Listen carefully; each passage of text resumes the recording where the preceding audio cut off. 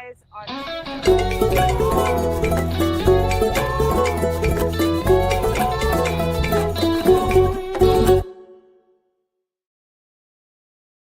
around. We just passed the Capitol, and then we are going to go up to the southern border of House District 50, where I'm running for the Texas House of Representatives.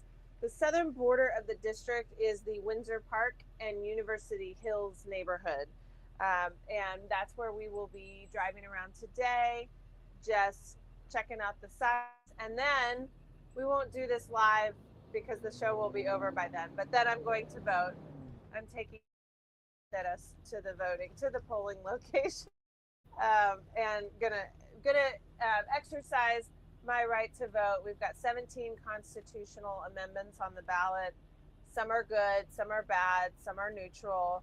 And the big one that everybody's talking about in Austin is Prop Q, which is the increase to property taxes, but that is going to some important city services like pay raises, overtime for firefighters, support for the unhoused population, other important city services. And the culprit of the city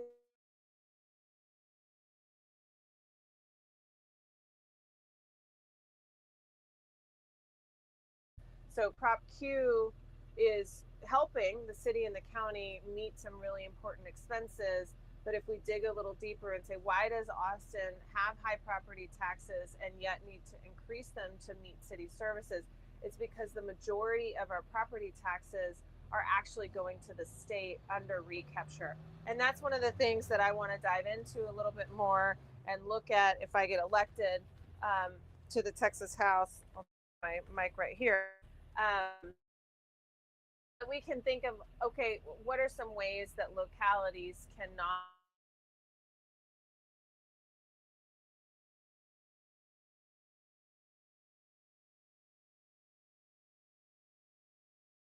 news?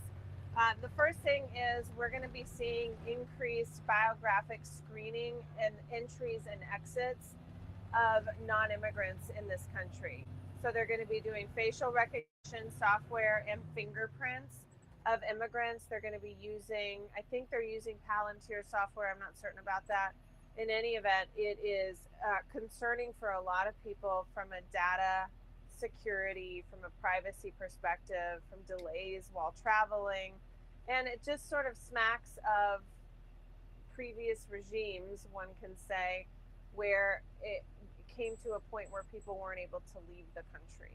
And so if we're now starting to create barriers and tracking of who's leaving the country, it's not that many steps forward to stopping or blocking people from leaving the country. So that's something that is concerning. On the other hand, of course, there is an argument for our government knowing who is coming and going. It is useful to know if someone is leaving before the expiration of their authorized stay on their visa. So, there is an argument for that, but I think the problem is that we don't have faith that the federal government is being careful with our data. They're doing a lot of data sharing with private companies.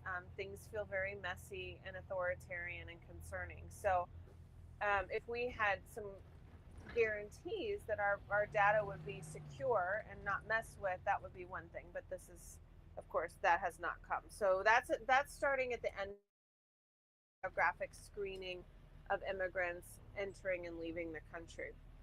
On our next news item, there's a man named Subramanian Vedam. Subramanian Vedam. He is a legal permanent resident who was convicted of murder and wrongly imprisoned for 40 years because it was a wrongful conviction. His conviction was overturned and he was released from prison, and ICE initiated deportation proceedings against him. So he's facing deportation after serving 40 years in prison under a wrongful conviction. So that just goes to show you just how unscrupulous and cruel this administration is when it comes to immigrants. Finally, in another note, not finally, there's a couple more things, but another thing that's really gross and concerning is that the federal government, this is broken by The Intercept, they found a procurement document, which means the government looking for services, in which the government indicated that they are going to start using private bounty hunters to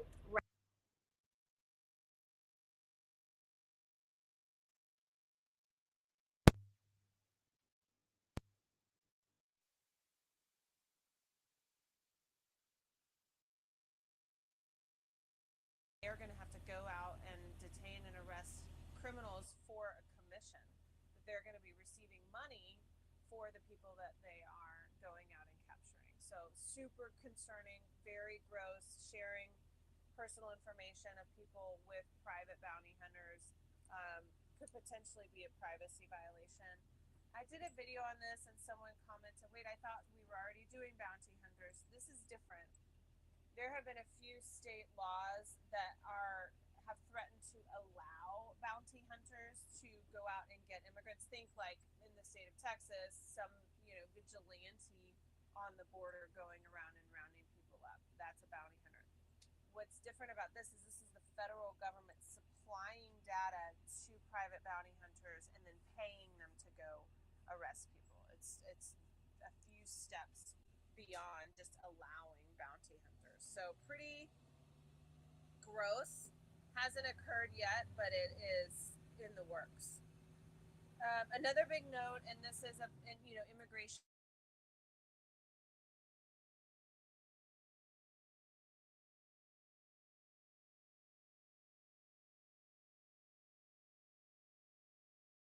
It can take 6 to 12 months for DHS to process it. And so the policy has been that when somebody submits a work permit renewal, the government responds with a receipt notice, and that receipt notice automatically extends their work permit, and that creates continuity for them and their employer. They can keep working, they're eligible to work, they don't have to leave their job, their employer is not disruptive. It's, for obvious reasons, makes sense. Unfortunately, in true Trump fashion, they announced an end to the automatic work permit extension on the day that it applied, the day that it announced, and so they didn't, for example, give anybody time to, like, what would have been much more just is for them to say, in 60 days we're no longer automatically extending work permits, and that would have given everybody who needed an extension time to submit their extension, their application, and receive the extension. They didn't do that. They said on October 30th, we're no longer renewing work permits automatically. So what that means is a lot of folks who are applying to renew work permits are going to have to leave their work while they're waiting for the renewal. And if you are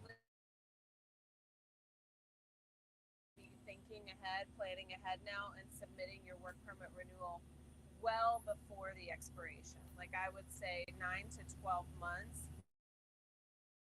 your work permit expires, so that you get the renewal before the expiration occurs. Really important. On our next point, we have the H-1B visa. Of course, this is the most popular common employment visa, is the H-1B. And about a month ago, the Trump administration announced a new $100,000 fee per applicant for H-1Bs. And this is going to price out many H-1B applicants, right? Many small businesses, startups are not going to be able to afford this price. It might be that like a Google or an Amazon would do an H-1B at that price for highly compensated,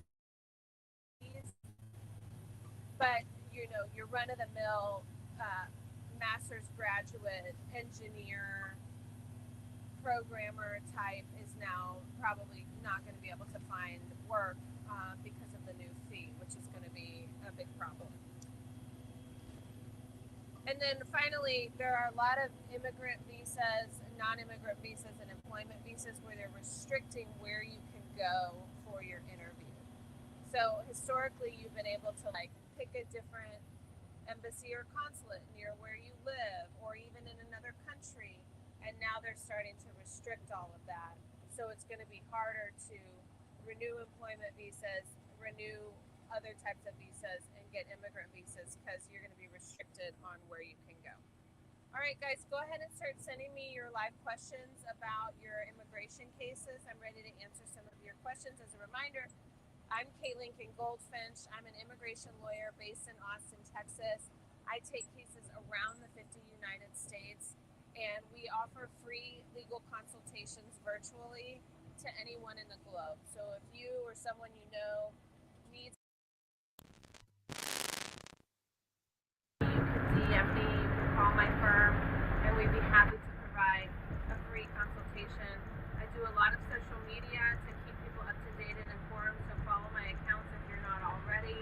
And I'm here with you live twice a week, Tuesdays in English, Thursdays in Spanish, to talk about the news of the week and how to interpret all these headlines you're seeing. I'm also answering your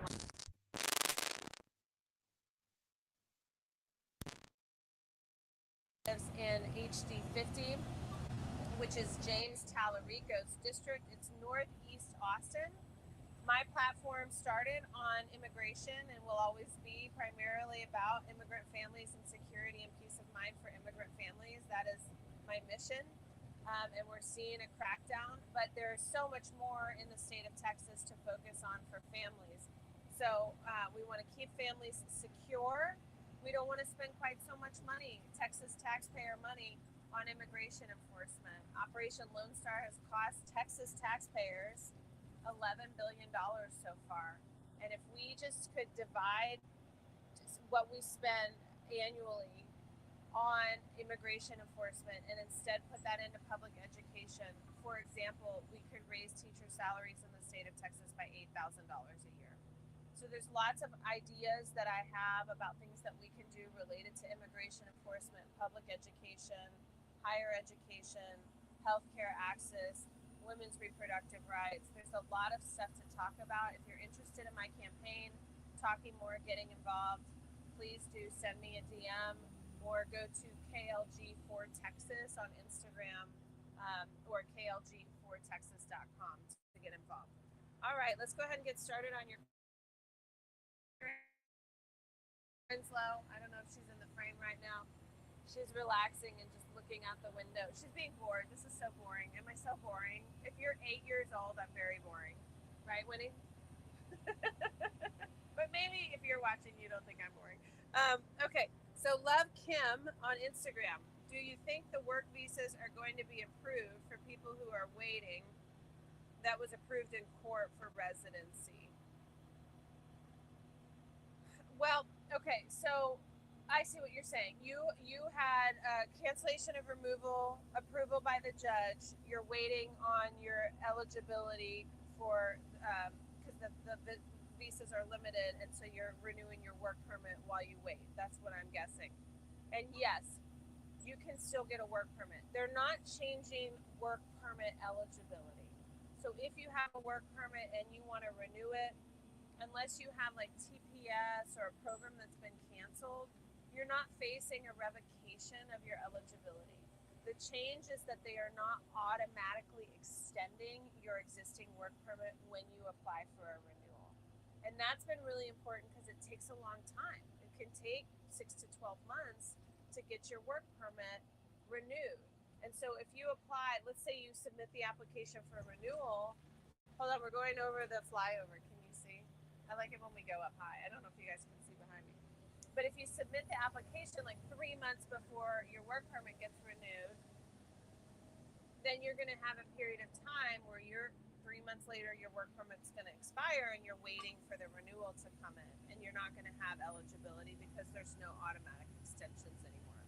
So what can you do about it? Know this new rule and plan ahead and apply for your renewals. I mean, I think you should apply about a year before the expiration, and then you hopefully won't have any time without work eligibility.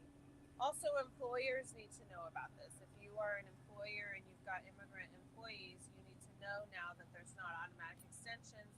There is a crackdown going on employers. The Department of Labor, they're doing I-9 audits. So if you are an employer, you want to be aware of these changes and apply them as well.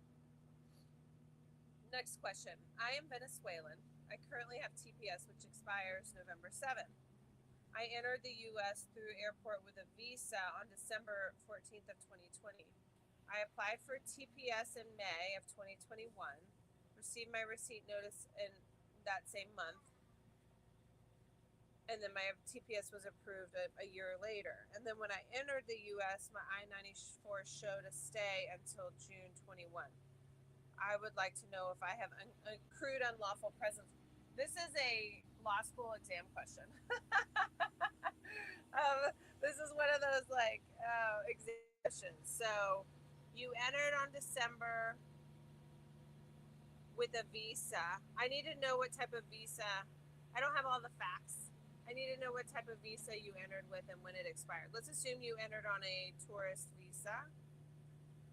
You had until May of 2022 and you got your TPS approved in March. So you probably did not accrue unlawful presence, but we should consult. Okay, Maria, what's the difference for me paying an attorney to do paperwork instead of doing it myself? Great question. Really good question. If someone has petitioned for you but can't keep the case, can someone else pick it up or do you have to? I love that you asked this, Maria, because it's a really common question that people wonder about. And I've talked to thousands of people over the years who've wondered about this. And, nobody really talks about it. So the thing about immigration law is there's no requirement that you have a lawyer. You don't have to have a lawyer.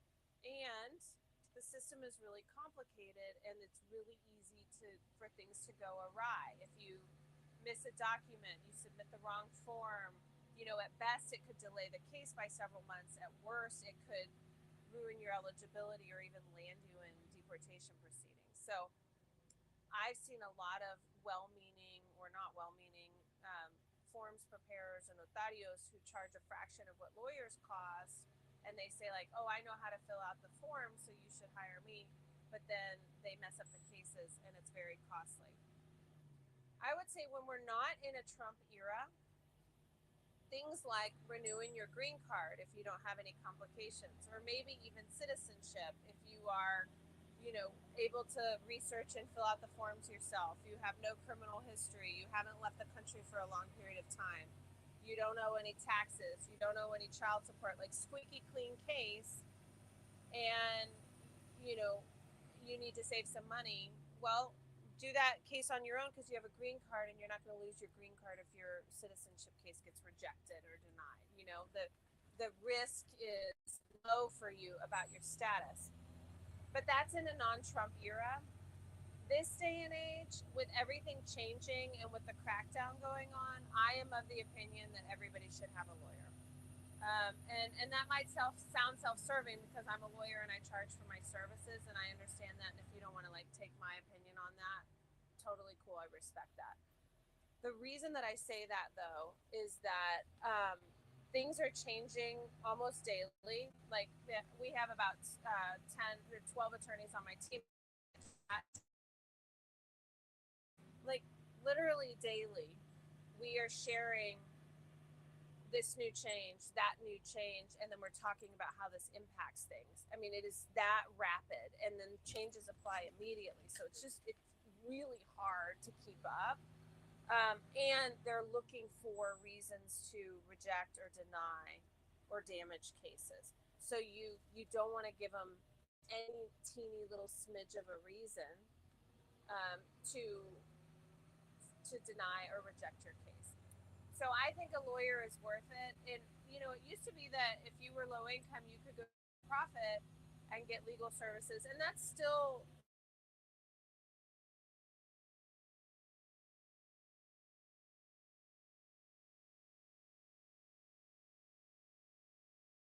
a lot of those grants have been revoked.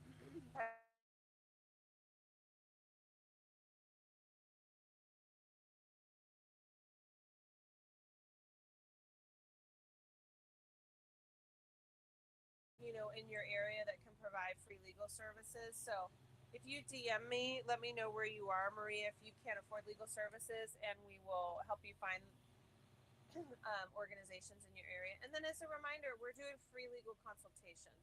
So there's no commitment to, hire to come to us to just review your options.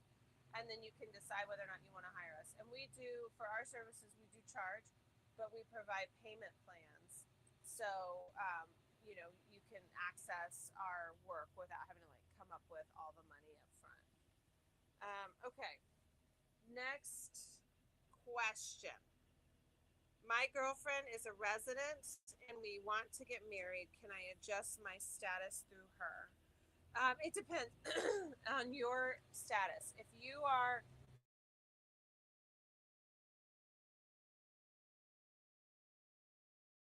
she needs to become a citizen, and you have to have entered legally in order to adjust status through her. So if you entered with a visa, she becomes a citizen. Even if you're out of status now, you can adjust through her. We should definitely consult, because I have questions in how you entered and eligibility and all of that.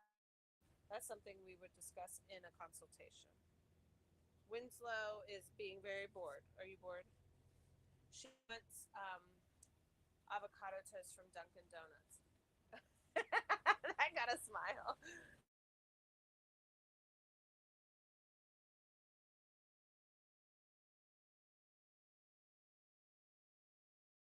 Yeah. Okay, read it. Can you help me attend my court hearing in November? Yes, we can. We do go to court. We'd be happy to help you. Call us as soon as possible, though, because our calendar fills up. And so if it's like tomorrow, we may not be able to staff it quickly enough. So you definitely, this is just a tip, an overall tip. When you have a court hearing, call a lawyer as soon as possible, because we need time to prepare and make sure we're available. Okay, this is from Love Kim again. Okay, what can I do or have with me for proof or court approval if my judge or court has not documents of approval? Keep me safe while I wait. As I watch every day. Thank you for staying with me. I appreciate it. You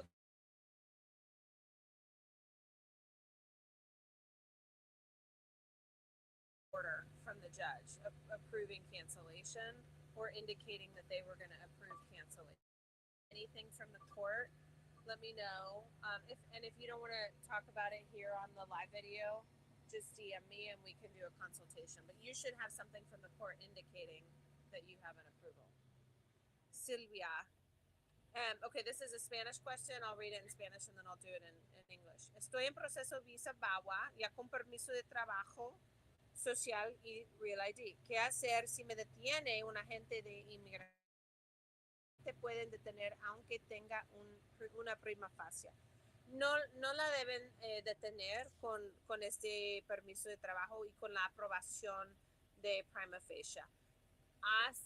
Así, hemos visto como varias personas detenidas con este tipo de caso pendiente, pero normalmente ellos llevan complicaciones como un arresto anteriormente. Pero en general, personas con VAWA pendiente con prima facie no debe estar detenidos, pero debes tener un abogado representándola en caso de que sea detenida. Podemos responder muy pronto. Somebody who has a VAWA case pending. VAWA is for people who have been abused or mistreated by a U.S. citizen. And what they do is they give, it's called a prima facie determination. They, it appears that you are eligible. Like, we haven't approved your case yet, but it appears as though you have submitted all the required documents and that you are eligible. And when you get that, you can get a work permit and a social security card and a real ID. And the question from this person is, if I have all that stuff, can I still be detained? My answer to that is, some people have been detained. You should not be detained in that situation. Most of the people who get detained, valid work permit, have another complication, like they're in removal proceedings or they have an arrest in the past. There's something else going on. But you should definitely have a lawyer so that we can have everything ready and respond if you get detained very quickly to get you out. So if you don't already have a lawyer, message me and we'll do it. Okay, guys, I'm going to do 2 more questions. So if you want to get your question in, go ahead right now. I would like advice regarding TPS, as I am not sure if I still have protection and whether I should apply for asylum again. Can you tell me where your most TPS is being canceled? And if you have TPS, even if it hasn't been canceled, I think you should definitely pursue their relief. Definitely, definitely, because all TPS is going to be revoked by this administration.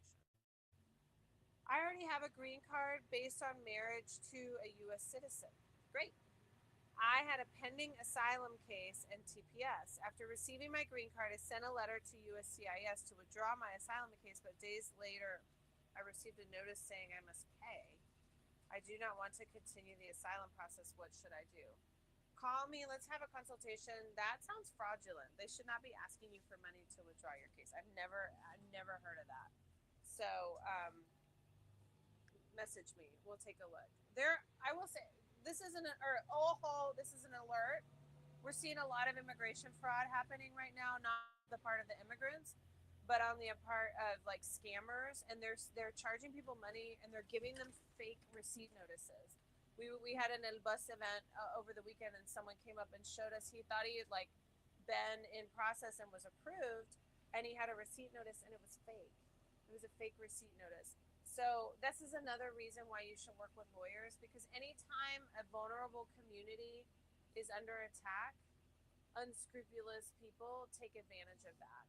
And so just don't trust a phone call from immigration, especially if they're asking you for money. Don't trust an email where they're asking you to respond and turn in information. There's just a lot of scamming going on right now, so be very, very careful. Don't give your information out over the phone, via email. Definitely don't give anybody money. Please reach out to a lawyer and let us handle these requests for you. All right, y'all, that's the end of the show. Here's your remember, we're giving you an action tip every week so you don't have to feel helpless in a time of fascism. So today is election day. Oh, if I could be in New York City today, wouldn't that be fun to see the election results for the mayoral race in New York City? But alas, I'm here in Austin, in which case I will be voting on the 17 constitutional amendments on the ballot here in Texas and Prop Q in Austin. If you haven't already voted, please do your civic duty and go do that today. One other action tip, we've got over 3 million Texans losing their SNAP benefits during the government shutdown, and there are people who are facing food insecurity. The first thing I want to say is that if this is you, don't feel embarrassed or ashamed. You are not alone. More than 10% of Texans are in the same situation as you. That means more than 1 in 10 people are facing food insecurity in Texas. Okay, so no shame, no embarrassment. Get yourself to a food pantry. We've got the Central Texas Food Bank. The Hope Food Pantry in the city of Austin has a portal where they also list a bunch of resources. And if you are not facing insecurity and you want to help, donate to a food pantry or a food bank. They prefer money donations, but you can also do shelf-stable foods as well. That stuff that doesn't go bad, peanut butter, pasta, stuff like that.